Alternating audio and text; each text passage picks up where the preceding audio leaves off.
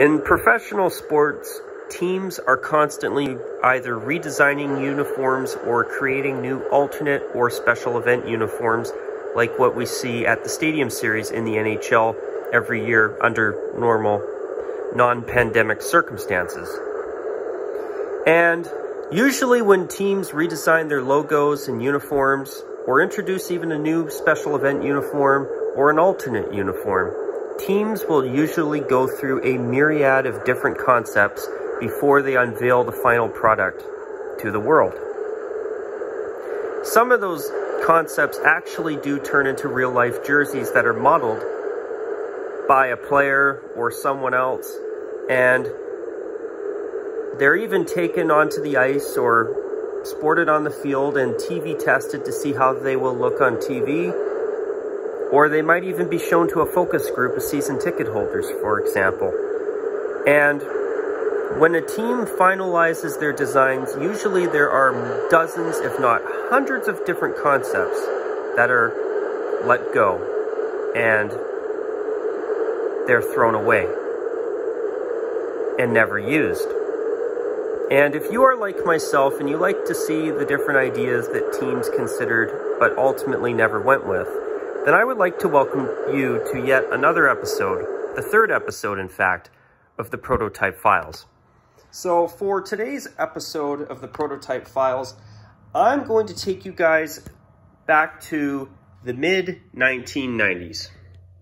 In fact, today's video we will be focusing on the New York Rangers and what they were working on just before they finalized and settled on the Lady Liberty third jersey that was unveiled in, I believe, the 1996-97 season. And even to this day, it is very, very well received and well liked by many New York Rangers fans.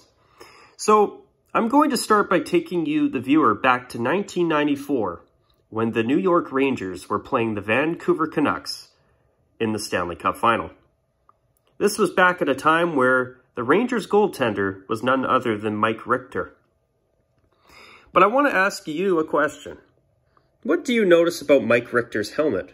Well, specifically, what is on it? Yes, that is the Lady Liberty logo. And here is another photo of the Rangers and the Canucks in the 1994 Stanley Cup Final, where Mike Richter was once again, of course, sporting his Lady Liberty helmet. So, from what I know, the Rangers actually got the idea of using the Lady Liberty logo from Mike Richter's helmet. Now, I could be wrong, but it would make a lot of sense since he was the one who was the first to ever sport that Lady Liberty logo by wearing it on his helmet. So, that logo that you see there on the helmet eventually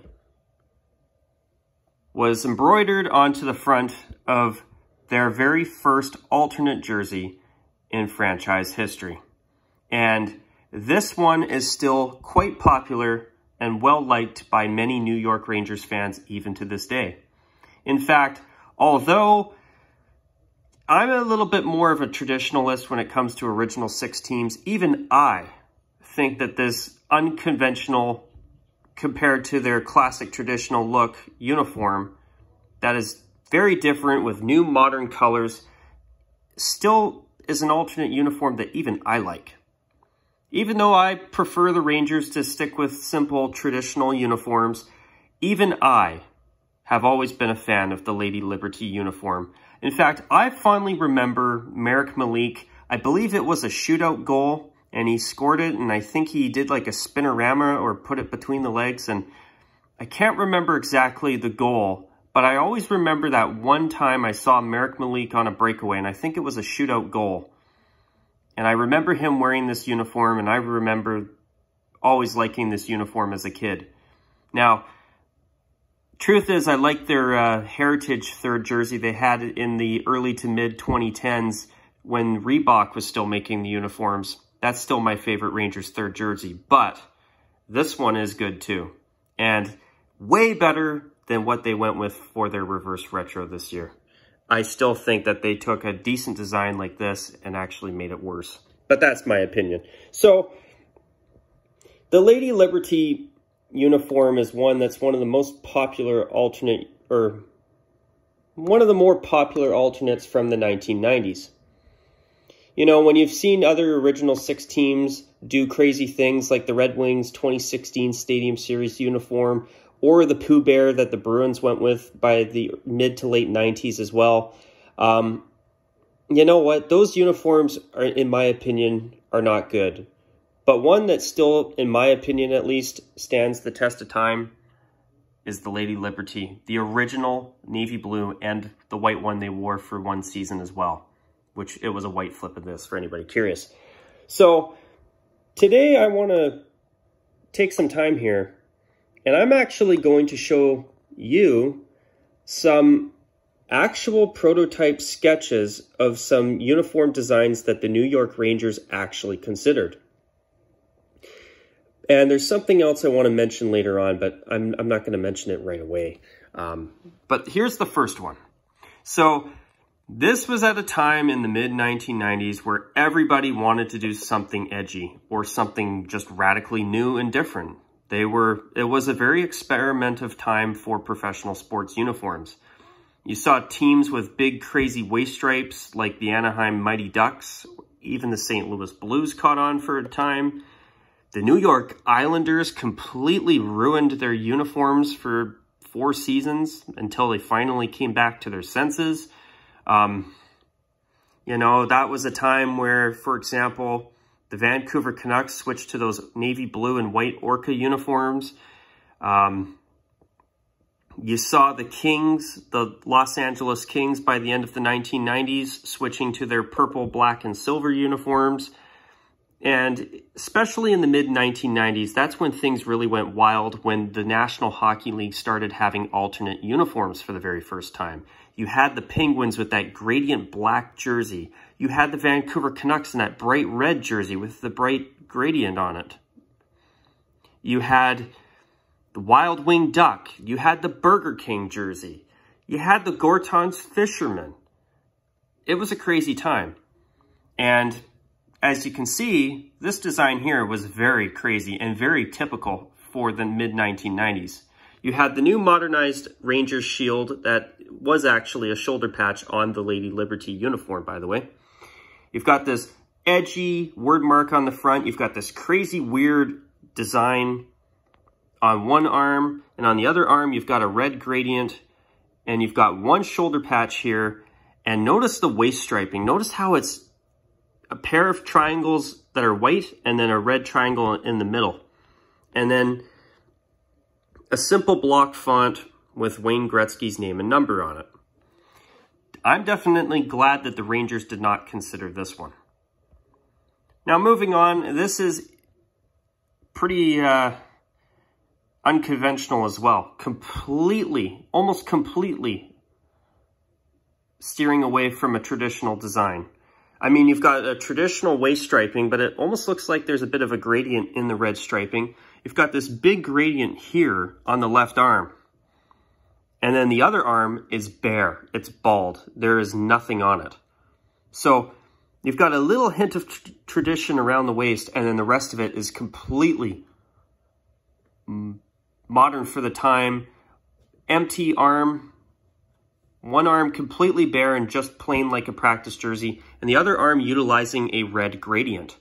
So gradients were really popular in the mid-1990s as they introduced brand spanking new, well, new at the time, sublimation technology, where they could just print a design onto a uniform. Now this is where they found a way to take the Lady Liberty design that we remember fondly, well, a lot of us, and they considered making something completely outrageous. I mean, they went with this big, massive, chromified New York Rangers shield, and you've noticed the sleeves are the exact same style as the Lady Liberty. And then notice this new variation that kind of looks like the top of the shield includes the top of the Statue of Liberty. And white socks, because it's Instead of that song from Prince, Party Like It's 1999. No, it's more like, let's go crazy like it's 1995. Let's put white socks with a colored uniform. Sorry, I couldn't resist. But yeah, this was a dumpster fire. Of course, it only was a sketch. And now, this one was basically a case of reverse retro 25 years before reverse retro was even thought of. So the Rangers have actually considered a red jersey in their history. I mean, do I think that this would have looked okay on the ice? Sure. But you know what? I respect the Rangers for not doing a red jersey, and here's why. For their entirety of their history, the New York Rangers have been the Broadway Blue Shirts. And after all these years, I just don't think it would be right seeing them in a red jersey. I have seen one of those starter fashion jerseys that's red with the Rangers word mark on the front, and it looks nice, but I would never, ever want the Rangers to wear red. I mean, it just wouldn't be right. It would almost be like the Montreal Canadiens wearing a blue jersey. Oh wait, they did. Now, even though I agree with everybody when they say that they think it's a nice looking jersey, I don't think it was right seeing Montreal doing a blue jersey. I would have rather seen them honestly just do a red flip of their white away uniform. I'm not going to lie. At least it would have been red. But at least the Rangers were willing to, you know, not use a color that they've never used. Even though, you know, I think a red jersey for the Rangers would probably look all right. It's just after almost 100 years of being the Broadway Blue Shirts, seeing the Rangers in a red jersey to me would just not be right. But this would have definitely been better than the other horrible designs that I've shown you so far. So this is the next one. It's got these weird lines throughout the uniform. Got a simple block font. Got a big, monstrous, modernized Rangers word mark on the front. This new Lady Liberty-inspired Rangers shield on one shoulder. I see that the Rangers thought of the one shoulder patch on one shoulder idea before the Nashville Predators started doing that in the past decade. But this design would have been incredibly mediocre. It's like they put some lines on a practice uniform. And, you know, there's a reason that it probably was just a fun little idea that they considered and put together just for the hell of it. And these are some different sketches of ideas that the Rangers considered initially. You got a puck here. There was even, I remember reading an article where they talked about how the Rangers even at one point supposedly considered a design that featured a logo with King Kong climbing up the Empire State Building. It sounds like typical cheesy 1990s sports uniform design. But these are some interesting sketches. These two logos here, they look okay. But I can understand, and I'm actually grateful that none of these have ever appeared on the New York Rangers uniforms. So let me just see. Was there any other ones that I'm missing? Okay. If I can just get this going here. So I've got some more photos for you. So actually turns out the Rangers also had what appears to be a red uniform where they actually used some blue striping, which, and I can't, unfortunately the photo's a little bit too blurry for me to make out this mark here. But a red uniform for the Rangers has actually been considered. And what do you notice about that photo back there? That is the final product that we all have known since the mid-1990s, since 1996. This is another one where basically incorporated blue with white striping and a big red gradient. That would have been interesting, but I'm glad they didn't go with it. Here is another photo. This one gives you more ideas of what the Rangers actually have considered. It's too bad that we've never been able to see a picture in clearer detail. That's a stinker, because it would have actually made this an even more interesting discussion point. But that New York Ranger logo there with the puck, the burning puck, Yeah, that's one of the better ones out of these sketches, but once again, I am definitely not missing out. I don't think we were missing out on seeing any of these not make the Rangers uniforms. So there's one with the torch from the Statue of Liberty. I think, actually, yeah, I think that's what it is right there, but I could be wrong. Here's another NYR logo. Interesting sketch. I definitely don't think it would have looked good. There's another interesting bit of mid-1990s craziness in design, and another one with a torch there, I believe. And then, okay, that's going to be from a different video series. And let's see, I just want to make sure I've got everything, and I've shown you all of the prototypes that were, or initial sketches that the New York Rangers have actually considered. So basically that's the gist of it. I'm sure there's many more prototypes out there that we know absolutely nothing about.